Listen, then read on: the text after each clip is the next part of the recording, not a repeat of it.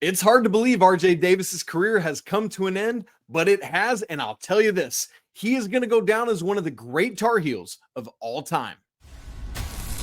This is Tyler Zeller, and you're listening to Locked On Tar Heels.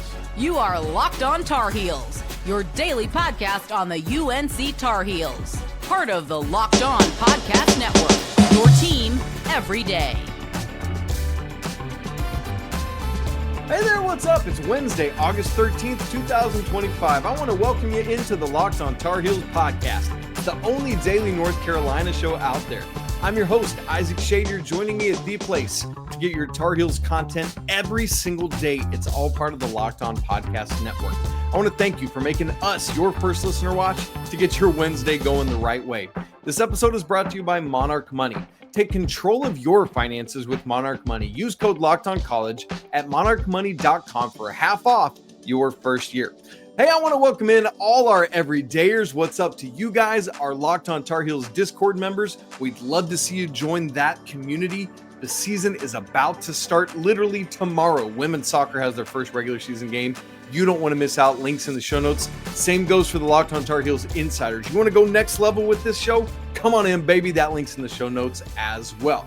Here's where we're headed today. It's the wrap-up, the final three in our countdown of the top 10 most impactful UNC moments of 2024-25.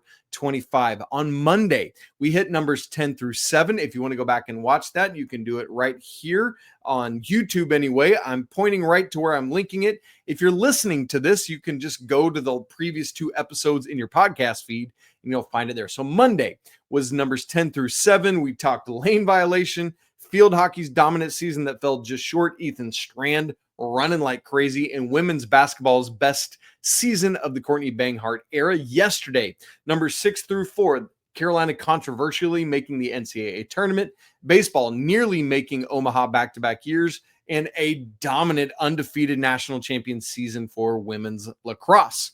Today, then, we hit numbers 3 through 1 on our countdown and a couple honorable mentions as well.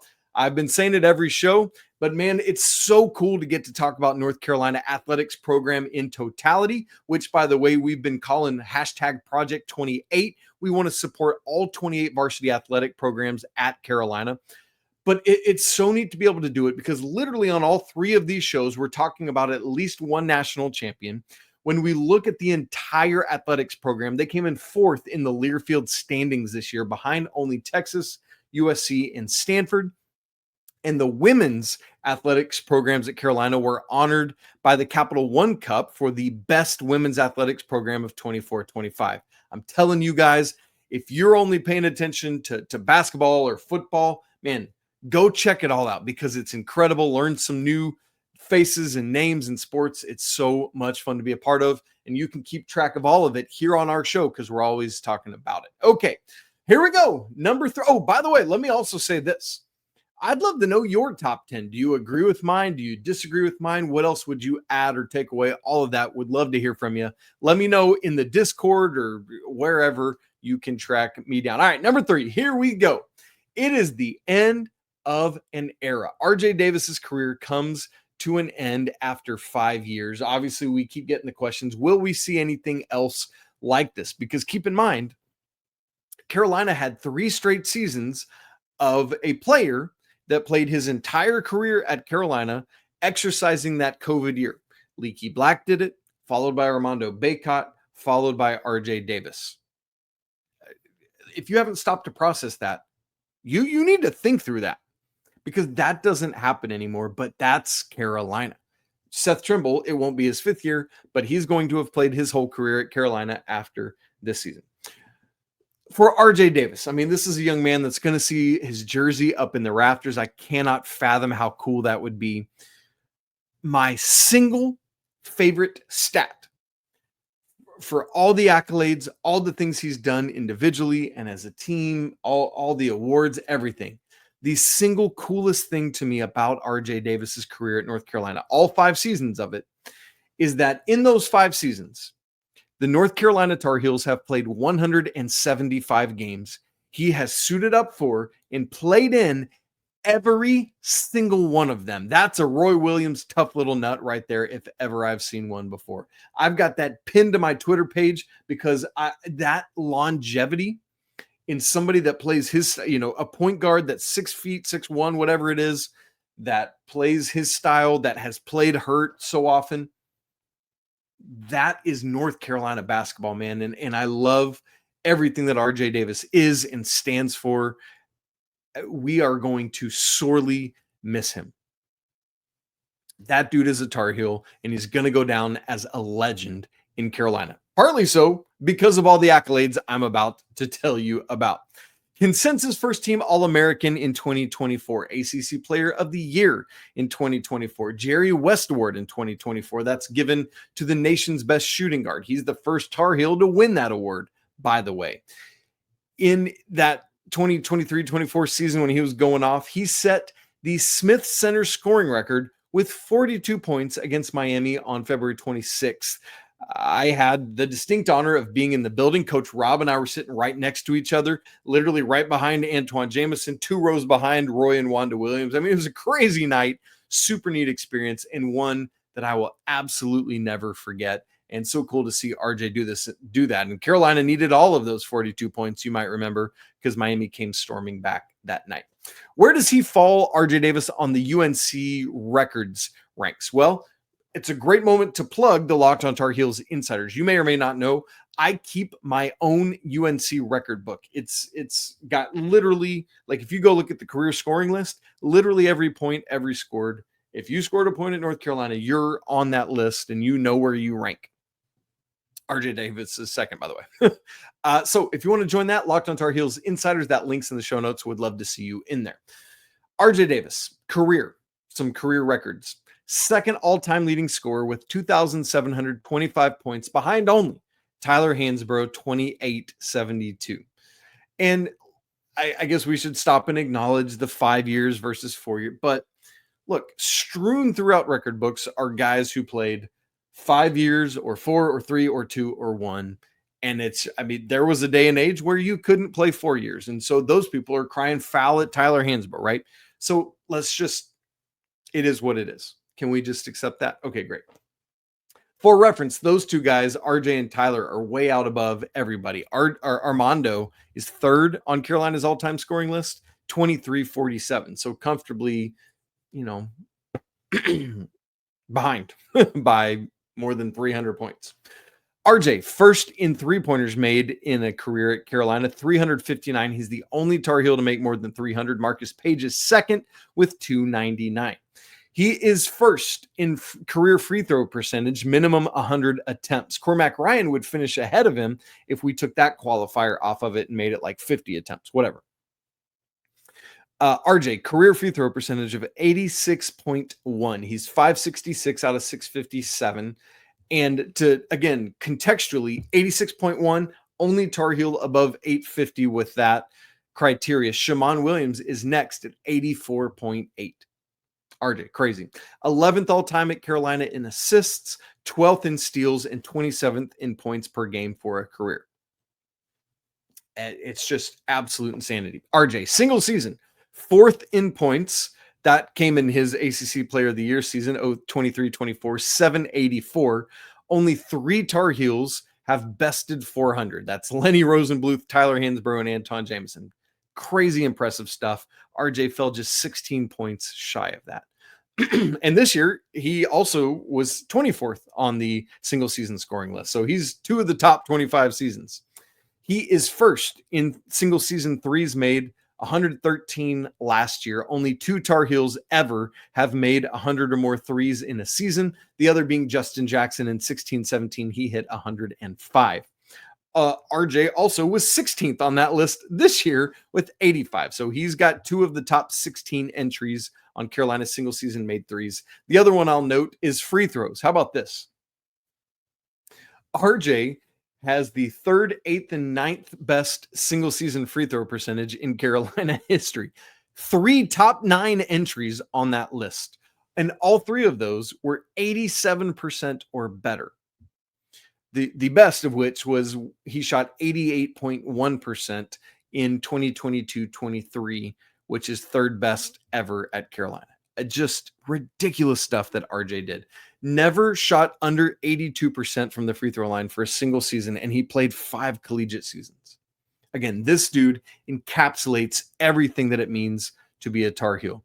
Played through COVID, through coaching change, through figuring out the dynamic with Caleb, through being alone in the backcourt without Caleb, with trying to catch Elliot Cadeau up to speed. I mean, it's just, he's been through it, but he's stuck and stayed and was committed to Carolina. And man, it's just, RJ Davis is going to be one of my all-time favorites and probably yours as well. And if he's not, he should be.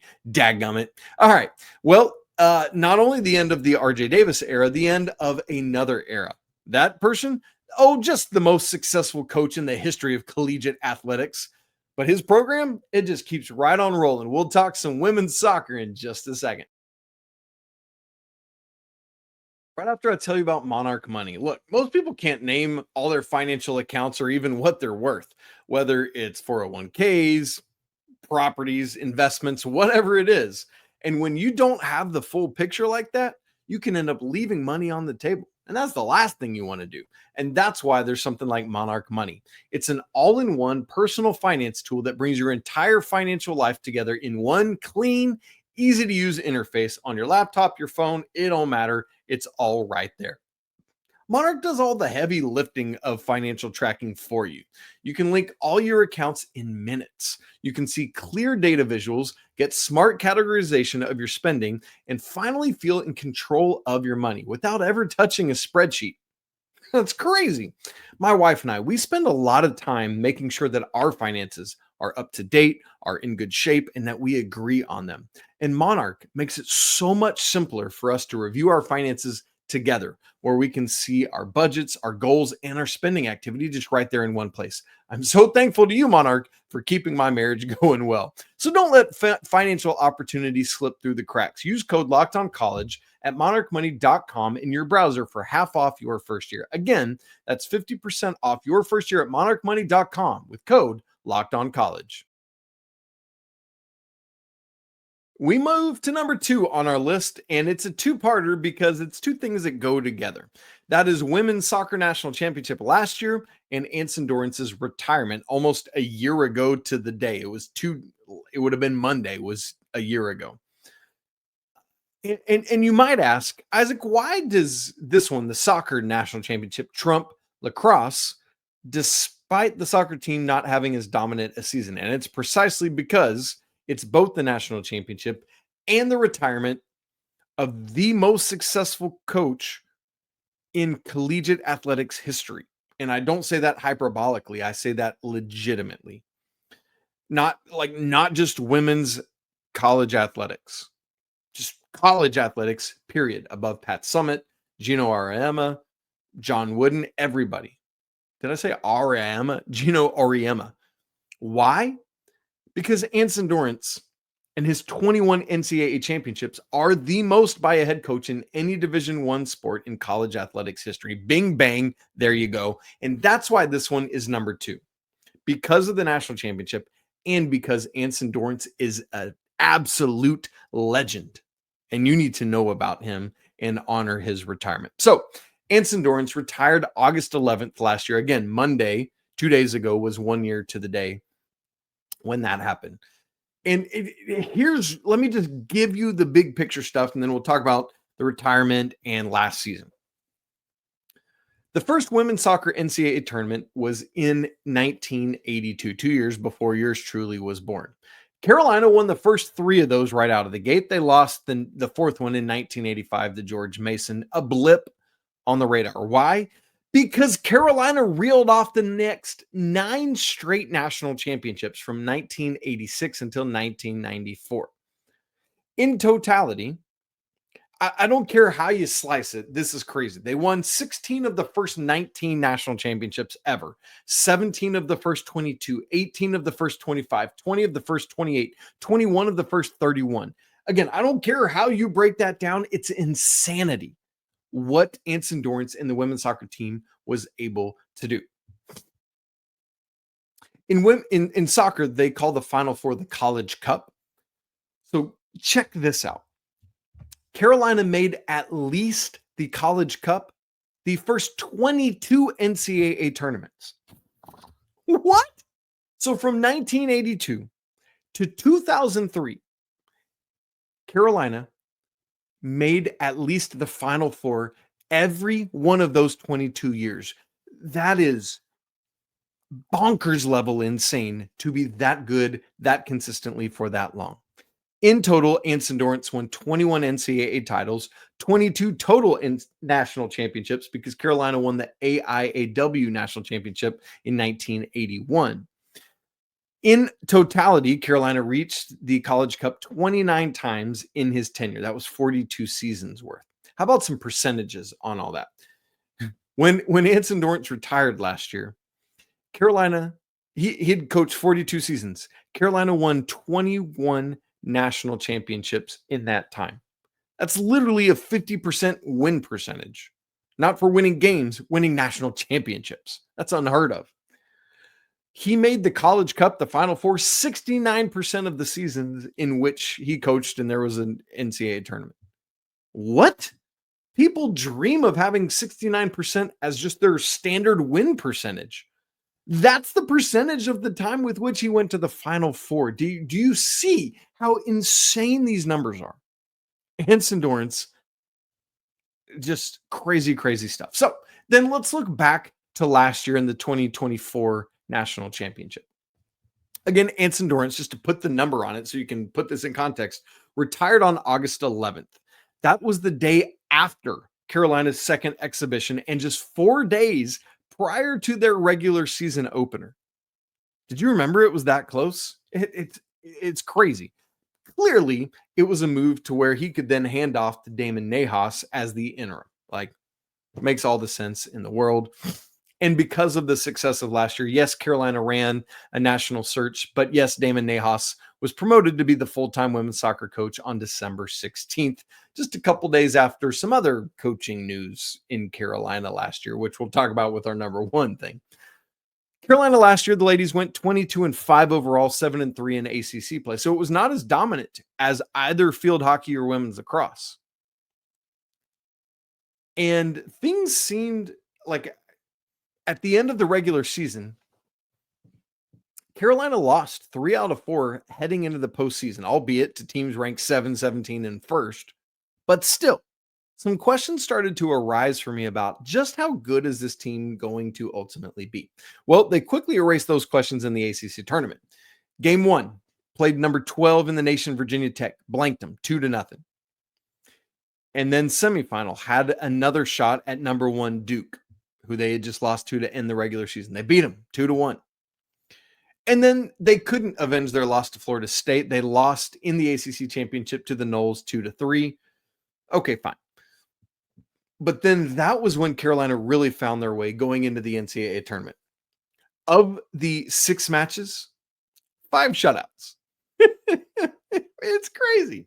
8-0 against USC Upstate, 1-0 over number 11 Santa Clara, 3-0 over Minnesota, 2-1 over 22 Penn State. Congrats to the Nittany Lions. They actually scored on Carolina. That was an overtime match. Carolina got another shot against number 1 Duke, beat them 3-0. Take that. And then in the national championship, number 3 Wake beat them 1-0. In total, just the NCAA tournament alone, Carolina outscored their opponents 18-1. So the regular season might have not been dominant. That postseason run, well, that was something different that they did. All, again, leading to Damon Nahas being named the full-time head coach. Carolina heads into this season, preseason number 1. We'll see if they can live up to that. Had, lost some players even recently. So, and it's very appropriate to be talking about this because literally tomorrow, I said it earlier on the show, Carolina opens up the regular season in Knoxville at Tennessee for an ACC-SEC matchup. That's on SEC Network. So you can check that out. It's here. You guys, fall athletics is here, and you can check out the first regular season match tomorrow. That's going to be women's soccer. Okay. I hinted at it a second ago, but not a single snap of college football, has been played under the direction of Bill Belichick.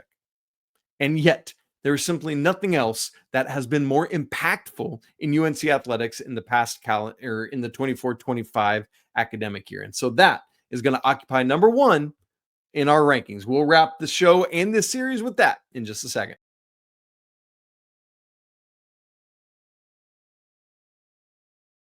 Similar to number two, this is going to kind of be a twofer because the storyline is Bill Belichick is North Carolina's head football coach. If we're talking, again, reminder that it is the top 10 most impactful things that happened in Carolina athletics in the past year. And I don't see how that's not it. But in conjunction with that, that means that somebody else had to leave. And that is the second part of this, which is the Mack Brown firing. So all of that comes together. Mack Brown fired, Bill Belichick hired, and that's number one on our list. I had to, honestly, I had forgotten this happened, but it was awkward. The end of the Mack Brown era. It came out. If you haven't read the ESPN article detailing the end of the Mack Brown tenure 2.0 and how all the Bill Belichick stuff came to be, you need to go read that article. It's chock-a-block full of interesting behind the scenes details. I think you'd really enjoy it. But things we'll get the lead up again, but the bitter end of the Mack Brown thing was super awkward. Monday, November 25th, this is Thanksgiving week of last year. Mack Brown announced basically like, hey, I want to return. I want to run it back another year. Next day, Carolina announces that he's fired 2 days before Thanksgiving. And special Turkey Day treat, but that he's still going to coach against NC State on Saturday. The big picture thing to remember is there's all this infighting, the trustees versus Bubba and trying to undermine him and all this stuff. It was crazy and weird. And when you read that ESPN article, it reminds you that really a move probably would have been made or announced earlier in the season, but there were a couple things that delayed it. Number one, the unfortunate death of Tylee Kraft that had to by necessity become focus. And then Carolina went through a 3-game winning streak in as the season was ongoing, and that pushed back and delayed firing Mack Brown as well. But all that said, as the ESPN article reveals, Mack had promised Bubba that he was going to retire. And then Bubba is out in Maui with the basketball team for the Invitational during Thanksgiving week. Remember, Carolina Maui Invitational is Monday, Tuesday, Wednesday. So that's already ongoing. As that's happening on Monday, Mack Brown says, hey, I want to come back for another year. And Bubba's like, no, you're out. So Bubba calls Mack from Maui, fires him, and then the news comes out the next day. Yikes. But yeah, that's kind of how it needed to happen. So now Carolina's got to get a football coach. Bill Belichick had left the Patriots January of 2024, got no suitors for the 2024 season from the NFL, so he just stayed pat, went to visit his son up in Washington. Anyways, things got into November, and it was known, you know, things are not good with Mack Brown. Remember, like, it really came to a head with that ugly loss in non-con play, right? So some back channeling allowed Bill Belichick and or his camp through like Marco Rubio, apparently, and some other people to let Carolina know that he was legitimately interested in the job because of athletics, because of the dad connection, all of that kind of stuff. Bubba really wanted Arthur Smith, former Tar Heel. He had coached the Falcons the year before, all that stuff.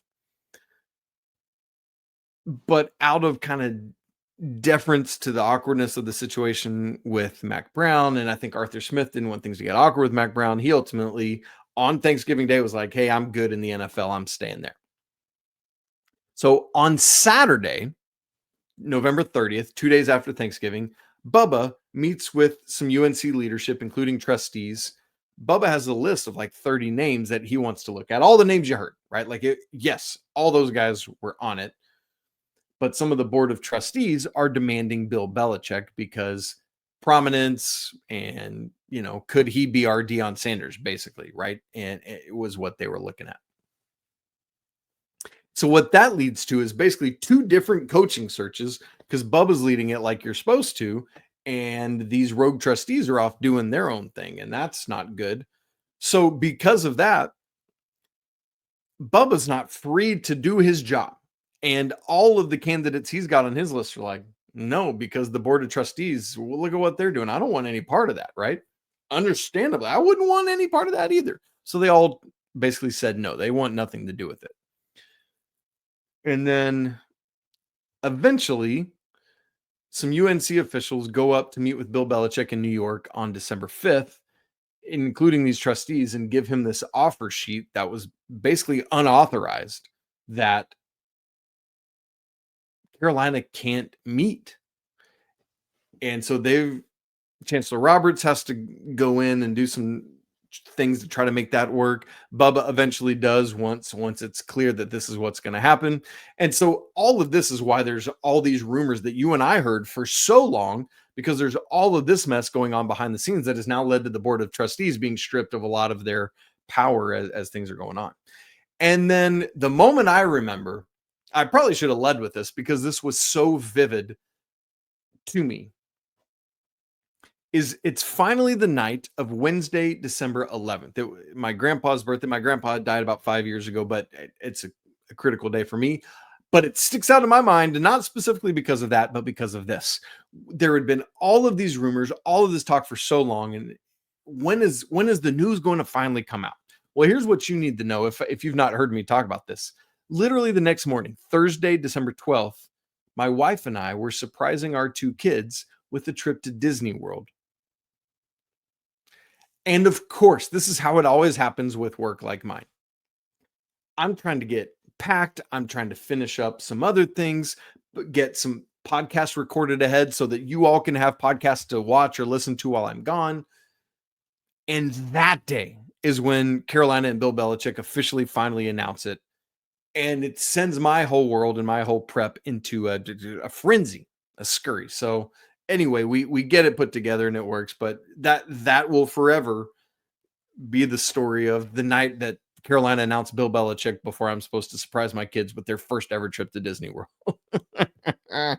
Crazy. Anyway, it's done. Bill Belichick is UNC's coach, and he will coach UNC despite all of these people that said he never would. Undoubtedly, this is the single most impactful story of UNC's athletics in the past academic year 24-25. Bill Belichick. Love it. Again, though, if you disagree, if you've got other things on your list, man, I want to know them. Just a couple quick honorable mentions, then we'll get out of here with our top 10 most impactful list. Another one that almost made the cut was the snow game versus NC State. It was Wednesday, February 19th. I think so impactful, so critical because it was NC State, because it was the snow game, because anybody that can make it could come in and get in and sit wherever they wanted. It was rowdy. It was raucous. Carolina dominated them 97-73. RJ led the way with 21 points. It's just the third time that's ever happened in Carolina basketball. The others being 94 against Maryland and 2000 against Maryland. So that just sticks out because of the odd circumstances and because it so infrequently happened and because it's NC State. And the other two things, which could really kind of be one as well, were the House settlement and everything that's changing. Although I think that'll probably end up making next year's list because it's really got ramifications for the 25-26 and beyond. And the other being all the conference realignment talk that continues to happen. And that just, since nothing is actually happening yet, there's no news, it didn't make the list either. So there you go. Those are my honorable mentions really quick. So to recap, 3-1. The end of RJ Davis's career, Anson Dorrance retires, and Carolina still wins a national championship, and then Carolina hiring Bill Belichick. Those are the top three on our list. If you haven't had a chance to go back to listen to the other two episodes or watch the other two episodes, make sure you do that so you don't miss a second, so you can hear the full list. You guys, if you've not subscribed to Locked On Tar Heels on video and audio, do it now so you don't miss a second of the show. We'd love to have you with us. Tracking along with everything. Another way to do that is with the Locked On Tar Heels Discord. That link's in the show notes. Same with Locked On Tar Heels Insider, where you get direct access to me and all of my stats and charts and data. We'd love to have you as part of that as well. Y'all, this has been a super fun exercise. We do it every summer. Love it, love it, love it. Can't wait to do it again next summer. Coming up on the show tomorrow, we continue our roster preview series. It'll be none other than James Brown, and then we'll wrap up the week on Friday with Coach Rob. All right, y'all, it's always a great day to be a Tar Heel. Can't wait to talk to you tomorrow, but until then, peace.